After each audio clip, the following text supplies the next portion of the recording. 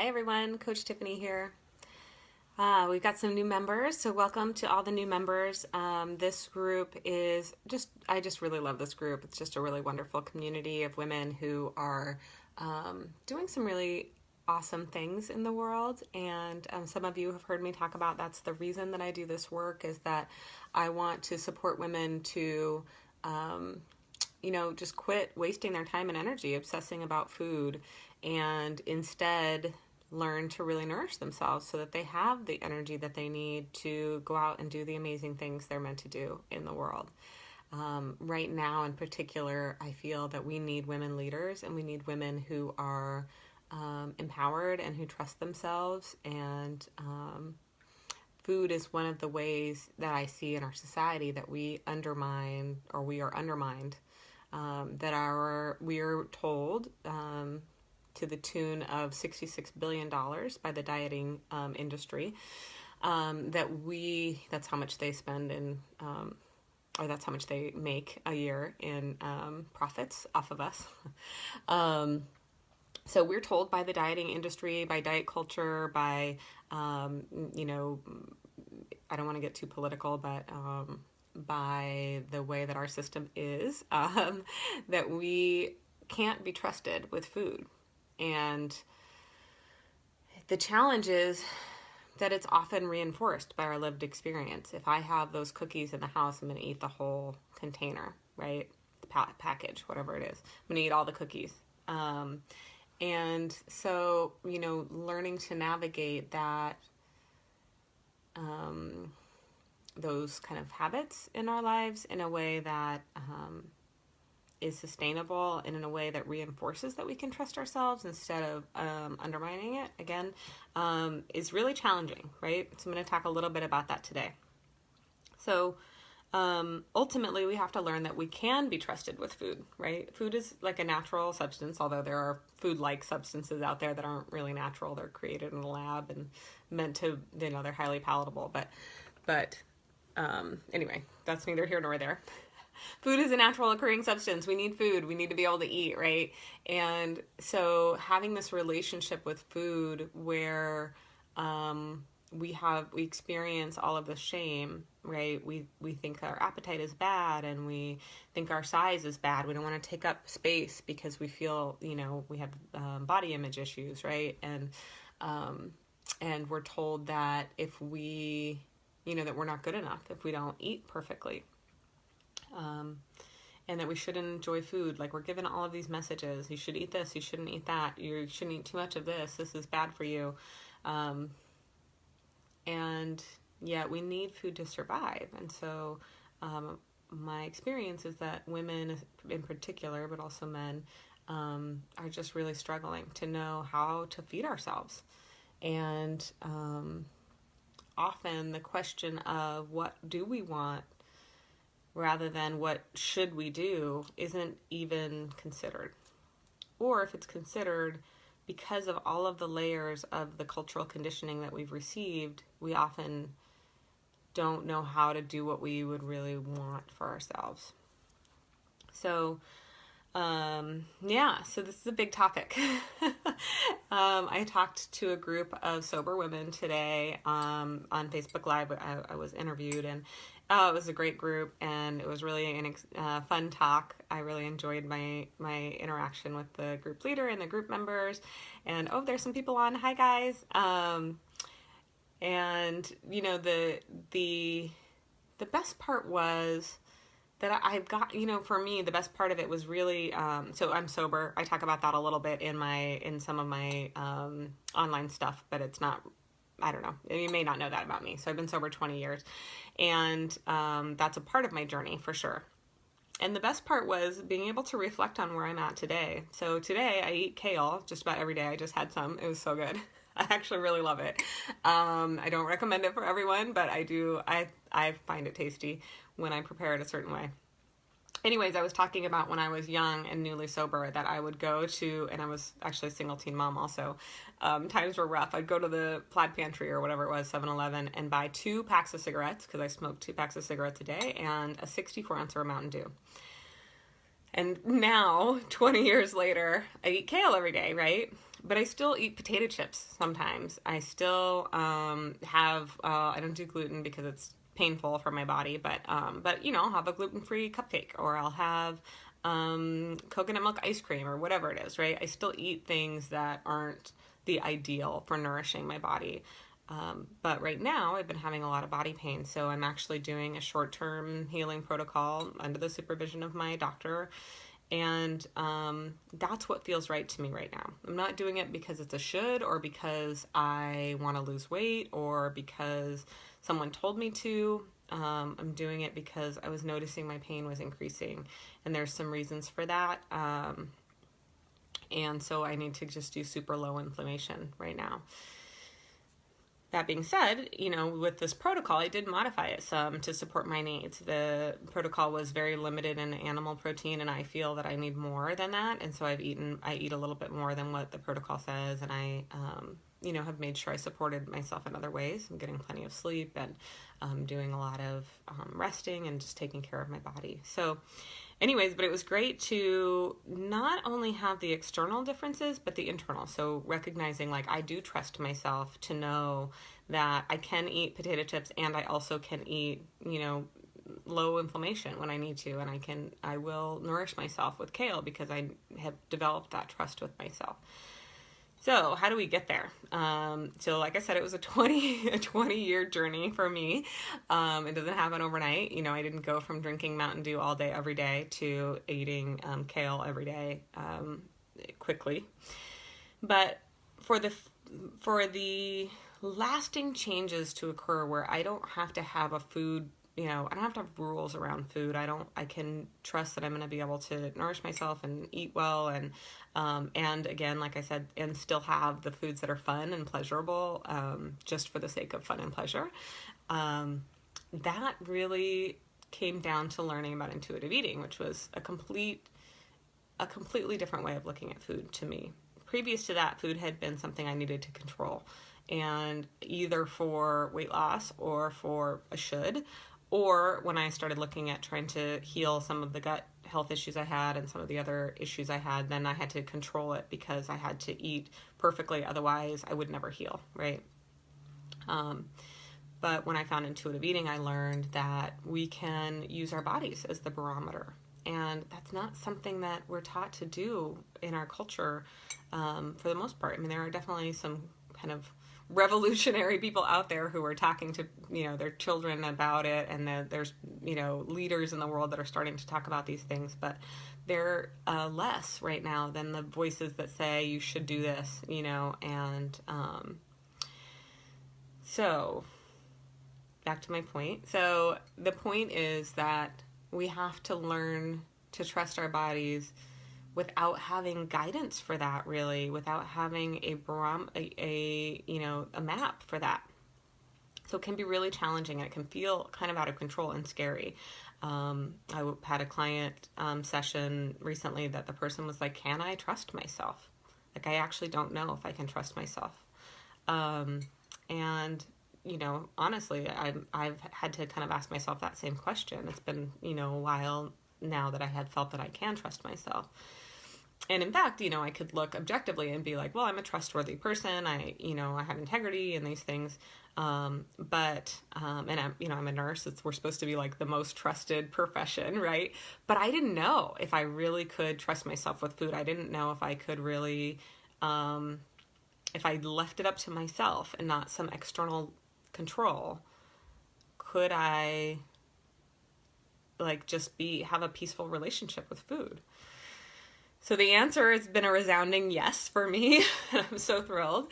But again, it takes time. So somebody asked, I think, in the the Zoom session today for the group I spoke to, how to start, where to start, how to make that happen. My kiddo is sending me messages.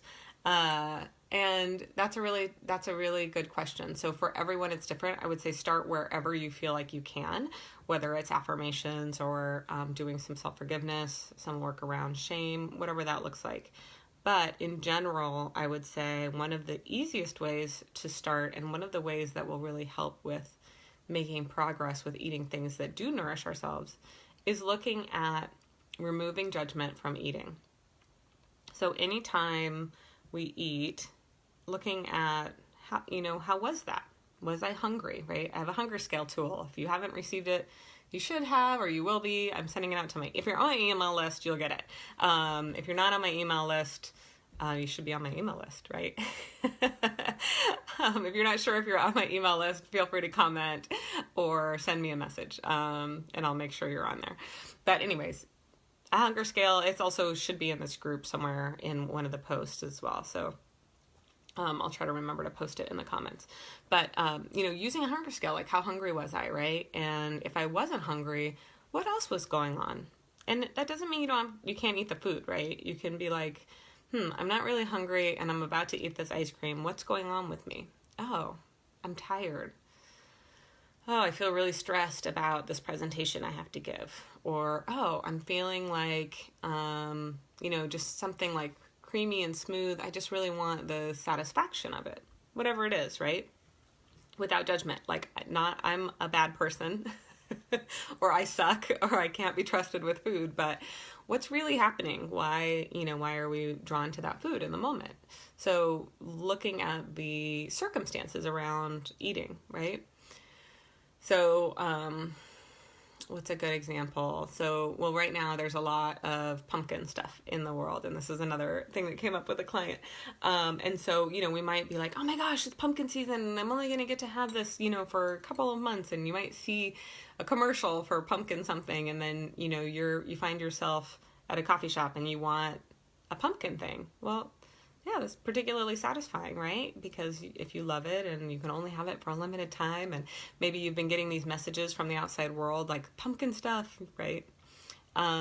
So that doesn't mean you're bad, right? Like their marketing is the way it is for a reason. It works. It's effective. So I will give a little plug to my pumpkin recipe. There's a pumpkin chai recipe that uses real pumpkin in I posted it in the group. I always do this. I don't know where it is, but it's somewhere in here. So, if you're craving the pumpkin thing, you can sometimes just make something at home that will still support your wellness. Or you can just have the pumpkin spice. Gosh, I used to get a pumpkin spice chai, and then I learned or discovered that cane sugar gives me headaches. And so I don't have it so much, but I'm definitely going to be indulging in the pumpkin recipe that I posted because I can use honey. So anyways, back to the point of looking at it all with a lens of curiosity and looking at the circumstances around it and trying to notice what's happening with your body without saying, well, that, I can't have this food, or restricting yourself. In relation to like why, like if it's not a why that's acceptable, right, then you can't eat it. But instead, any why, any reason that I want this is acceptable, but I want to notice what it is. And you can also do little experiments with yourself, like, oh, if I eat these things throughout the day, then do I still have the 9 o'clock binge? Do I, if I get more sleep, am I as hungry? When I work out at the gym, what happens, right? So just kind of asking yourself those questions of, as an experiment, and letting go of that judgment. So that's where I would recommend starting. And then as I mentioned this morning, I would also look at whether you have shame and whether there needs to be some self-forgiveness happening there, because that can be a real challenge or a real barrier to learning to trust ourselves. And so,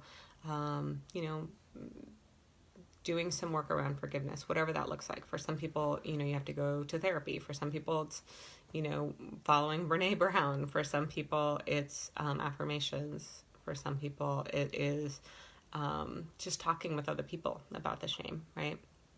So speaking shame is one of the things Brene Brown says really helps with shame, and that's been my personal experience, but also forgiving myself. That was a really big thing. And it's not even for any one thing in particular.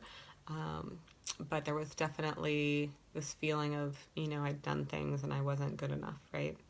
So forgiving ourselves, letting go of shame, and looking at our bodies more from a lens of curiosity and a way to learn what our body's trying to tell us. Because when we're able to understand the messages our body's giving us, then we can use that as a guide to eating well and feeling good about the foods that we eat. So anyways, I'm really in the body trust thing right now is really big for me. I think a part of it is a response to what's happening in our political world. And I'm really moving away from anything that discourages me from trusting myself. And so, that's been really interesting, the things that I'm finding discourage me from trusting myself, and then things that I am finding that encourage me to trust myself. There's so much out there right now that give us the message, especially as women, that we're not to be trusted. I think we need more messages that say you absolutely can be trusted. And by trusting yourself, you can really heal, right? So anyways, a lot of big stuff, heavy stuff. It's been a really lovely day so far. I feel like I've just been immersed in this right now, and I love it. I had a talk with Dr. Dion Nelson. She's a naturopathic physician here in Portland and has a podcast called Do No Harm. I can't recommend it enough. She just, she really looks at the research, and it's meant for clinicians, but it is really powerful because they're looking at the science behind it and trying to remove those layers of kind of shoulds and shame that live in our medical world. And, as a nurse, that's something that's really tragic to me, that people come to us, medical professionals, for help, and yet we tell them, these are all the things you should be doing, right? We shame them for their weight, or we shame them for their diet, or we don't really listen to them, or we tell them that they need to be eating other things, and that, nothing's ever going to get better until they change their diet, which doesn't help, right? It just creates more shame and more barriers to accessing quality healthcare. So, so I highly recommend checking out her podcast. And, I was really inspired to talk with her about how do we use intuitive eating with people who say are trying to focus on eating in a way that supports their health when they're diabetic, or when, they have some other medical issues going on. So it's not to say that there isn't room for short-term healing protocols or for improving your diet when you eat intuitively. It's more to say there's room for flexibility, and satisfaction is important, and that you don't have to just do a diet because you should, right? That learning to support your specific body in the ways that work for your body, as evidenced by what your body tells you, is a much more sustainable and long-term sustainable and positive way to go about it. So, and I believe that if we all start to work on that and are able to get to the point where we don't have to obsess about food and we don't feel crappy, then we can make more magic happen in the world. And so, women, you deserve to care for yourself impeccably, and you are trustworthy. You're valuable and worthy of love and respect no matter what. So I hope that has inspired some of you today. And I think it's also kind of a tall order, right? So I know that I say this with, that there's a lot of weight to this message. And so I don't take it lightly. And I hope that you will feel inspired to be brave and do something different with me. All right. I hope you have a beautiful day.